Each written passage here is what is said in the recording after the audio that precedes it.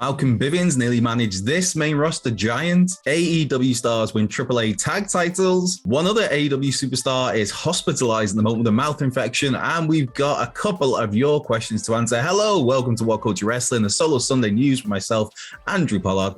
Be sure to like, subscribe, comment, all of that generic stuff I have to get out there. But most importantly, I just hope that you're having a really cool Sunday, whatever you're doing, whether you got big plans, no plans, you've done nothing, you've done loads. I hope it's all been really cool. And this is the best Sunday possible for you. Diving into the wrestling news, Malcolm Bivens, who was released by WWE on Friday, one of 10 superstars released as part of another round of budget cuts, nearly managed the giant, the juggernaut, the powerhouse, Omos. Now, Omos, of course, these days is managed by MVP on the main roster. But at one point in time earlier this year, it was pitched to have Malcolm Bivens be the manager of Omos.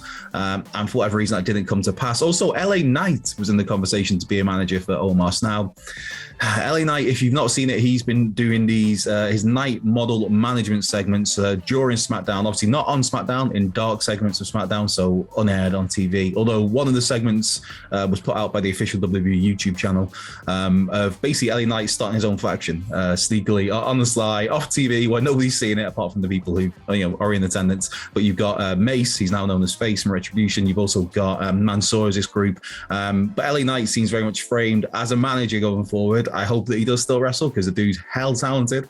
But yeah, LA Knight and Malcolm Bivens were both pitched to manage Omos before the decision was ultimately made to go with MVP as the manager for the big fella. But this is all, the Malcolm Bivens situation seems, it's one of those where people, it's indicative now of people aren't afraid of leaving WWE if they're not happy with their lot. Now, Malcolm Bivens, since the releases came on Friday, stories come out that WWE were in a way backed into a corner, I guess, because Bivens had said that when his contract runs out early next year, he had no plans to re-sign with the company. Now, they offered him a new restructured deal. They made several pitches for main roster plans for him. And he just was like, I'm good. I'm not going to re-sign. I'm not going to sign for another few years. And so WWE kind of were just like, we're making budget cuts. Sorry, dude, you're off. But yeah, we could have had him with Omos. Now, I think that would have been cool. I think MVP with Omos is great. MVP, a very talented dude. Malcolm Bivens, a very talented dude. Stokely Hathaway. And I think wherever he ends up next, whatever he does, we've seen it before. If you kept an eye on his career before WWE, the guy's really talented. So he'll be fine wherever he lands. And whoever picks him up at some point in time, Malcolm Bivens, Stokely Hathaway, whatever you want to call him, there's a very talented get there for somebody. Now, speaking of getting, two AEW superstars last night got their hands on the AAA Mixed World Tag Team titles. That is Sammy Guevara and Ty Conti. Now, there was several AEW stars on Triple Mania. This was Triple Mania 30 Monterrey. This was last night because there's 3 shows for Triple Mania 30 this year. There's June is Tijuana, then there's Mexico City in, I want to say August, but it could be July. That make more sense. But yeah, Sammy Guevara and Ty Conti, your new AAA Mixed World Tag Team Champions. Last night, it was Ty Conti that picked up the pin with the Ty KO on Chick Tormenta of Los Vipers. And that was a 4-way tag team match. There was what I liked about this show, the bits I've seen. I've not watched it all yet, so I can't comment too much. But you got to see Ultimo Dragon in action. Ultimo Dragon defeated Penta in the first round of the Ruleta de la Muerte tournament that they've got, which I've totally butchered the pronunciation of that. I am absolutely certain. But yeah, AAA Mixed World Tag Team Champions, Ty Conti, Sammy Guevara, and I fully expect to see them with those titles on Dynamite this week, on Rampage this week, whenever they're on TV next. And it plays into, plays into their gimmick a bit of, you've got this cocksure, sassy, smug, arrogant heel couple.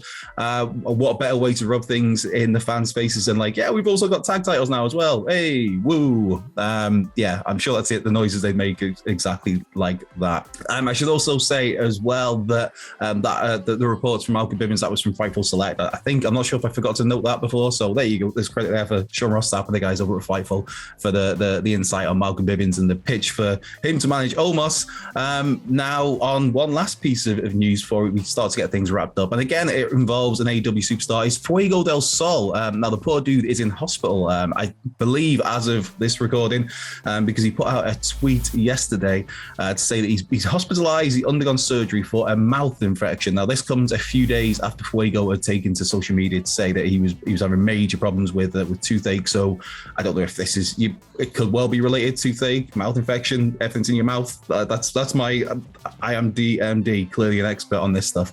But yeah, Fuego did say that he's had surgery. He's hopeful of going home tomorrow, which would be today as of this recording, as of Sunday, because he put this out yesterday. So hopefully Fuego's out of hospital by now, or out of a local medical facility by now, as of today, by the time this goes out online. And hopefully the dude's doing well. Hopefully it's a speedy recovery for someone who's in a really fun spot at the moment. He's getting the spotlight as part of the House of Black storyline, of course.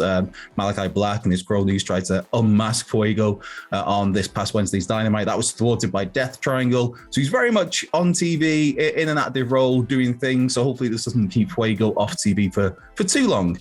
But right, get things wrapped up with a few questions, which I'm going to run through really quick because this is meant to be a brief solo Sunday news, but we'll see. Hector Garcia III's got in touch. Greetings. We all think a heel turn in RK Bro is coming. As popular as they've been, any chance instead there's a mutual split where they later go with their own separate way in pursuit of singles titles, leaving the door open for them reuniting later? Daisy thinks yes. Daisy looks ridiculously cute.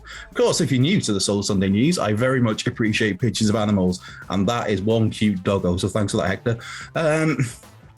I see. It's like, I think as soon as RK Bro kind of started to become a thing, I think everybody was expecting the inevitable heel turn, and then you're thinking, well, obviously it's Randy. This Randy is going to be the one to turn heel. Then you're thinking, oh, maybe they go with a heel Riddle, give him a bit more of an edge, a bit more of a serious side.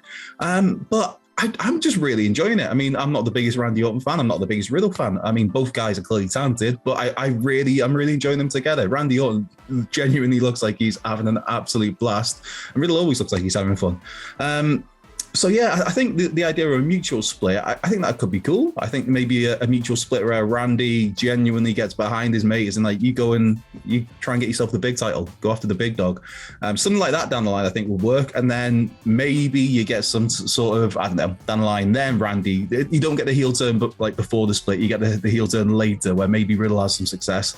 Randy doesn't take too kindly to it. But no, I'm really content with how things are right now with RK Bro. Dustin Sensenegg, there we go. There's a dog with $1 million title. Everybody has a price for the $1 million pooch. I very much appreciate that, Dustin. Hey there, Andrew. What's a more likely scenario with Hook and Danhausen? The two of them fighting each other, or side by side as a tag team? When I think side by side, I think of Star Wars side by side. That's me rambling. It's Sunday. Which I've only said once today, maybe twice. Right, I think with Hook and Danhausen, I think we get both. I think maybe we do get the fight, we do get them against each other, and then maybe you get the classic odd couple tag team down the line at some point, and you get maybe having Danhausen with Hook, you start to bring some of the personality out of Hook. We get to see a bit more into that character. But then there's also the other side of it where do we really want to see more of the personality of Hook? Can he not just be the silent badass, which could also work with Danhausen there next to him, and Danhausen does all the other stuff. Yeah, so I think we get both. I think we get a match, and then I think we do get a tag team, and maybe there's this bizarre scenario where Danhausen is kind of a de facto member of Team Taz, which seems interesting, should we say. Mark Solid, morning, Mark. Apollo and his pal are on patrol there on that picture. I'm very much happy with that again. Most appreciating that this morning, Mark. Morning, Andrew. Thoughts on having the Blackpool Combat Club, can I say that right? Blackpool Combat Club going to ROH and going through the roster. They can do singles, tags, and trail matches. They can even act like outsiders and have the numbers to do that. So, hashtag this is your news. Throw back to Apollo Patrol. I'd be cool with that. I mean, if you're thinking of the Blackpool Combat Club going into ROH as it is, I mean, we don't know what Ring of Honor is going to be. We don't know which talents are going to be in there. We don't know which former Ring of Honor stars are going to re-sign or have already signed. I mean, Jonathan Gresham's there. Samoa Joe obviously is there, which that my mind straight away goes to Bryan Danielson and Samoa Joe. I mean, give me that, please. Yeah, It's an interesting one with ROH. As a bit of an ROH nerd, I'm interested to see which guys end up back in the company. I mean, we don't know what the situation is with the Briscoes. That seems a little up in the air as to whether they would sign, because obviously, there's people there that don't like them because of certain historical tweets that have resurfaced. I mean, clearly Jay Lethal seems like he's going to be more involved in ROH than possibly AEW once ROH gets going. I mean, we don't know what the situation is with TV with ROH. Is it going to be a YouTube production? Is it going to have an actual TV time slot? Is it going to be weekly shows? Is it going to be fortnightly shows, monthly shows? Who knows? But I think, having the Blackpool Combat Club going and doing something at Ring of Honor, I mean, though I really hope Josh Woods ends up signing with the company, because that dude is just such a talented fella. But at ROH, there's so many talented people there. I mean, you've also got the On and No More group in Impact. Are any of those, are they fully contracted to Impact? Are they just working spot shows there? Are they able to work for ROH when ROH relaunches? If it relaunches, who knows? Lots of ifs and buts, but basically I'm saying yes because I want to see Bryan Danielson versus Samoa Joe again. Give me that match, please. And with that, I hopefully this has been a brisk, easy going Sunday for you. Solo Sunday news here at What Culture Wrestling. Be sure to come and follow us at What Culture WWE. Follow me if you want. If not, I won't take offense. At Cultured Left Peg. Be sure to like, subscribe, comment, follow, all of that good stuff. And have a really cool Sunday. I hope, like I said before, I hope it goes really well for you Sunday. I hope whatever you're doing is awesome. I hope it's the best possible day for you. And I will not see you next week because I have a rare Sunday off, because like the Queen, I've decided to book a whole week off work for my birthday. But does the Queen really work? No. But she celebrates her birthday for a week, and that's exactly what I'm going to do. So I will be back in 2 weeks' time with you Solo Sunday News. But in the meantime, have fun, have a great weekend, and I'll catch you in a few weeks.